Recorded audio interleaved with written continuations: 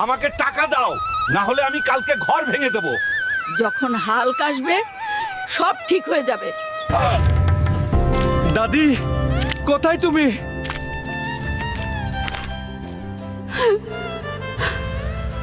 Hulk, বাড়িওয়ালা এসেছিল, সে বলল কালকের মধ্যে টাকা ফেরত দিতে, নাহলে সে আমাদের বাড়ি ভেঙে দেবে। আমি আজই যে কোনো উপায়ে টাকার ব্যবস্থা করব এবং বাড়িওয়ালাকে দেব।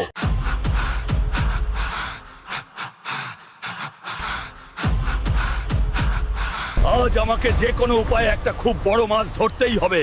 আমি সেই মাছ বিক্রি করে বাড়িওয়ালার টাকা শোধ করব। যদি আমি এই মাছটা বিক্রি করি, আমার ঋণ শোধ হয়ে যাবে। এবার আমাকে বাড়ি যেতে দাও। দিদা, আমি এই মাছটা বাজারে বিক্রি করে বাড়িওয়ালার পুরো ঋণ শোধ করে দেব। যাও হাল্ক, তাড়াতাড়ি যাও, আল্লাহ তোমার মঙ্গল করুন। বাজারের সবচেয়ে বড় মাছ। কে চায় এটা? ভাই, আমি খুব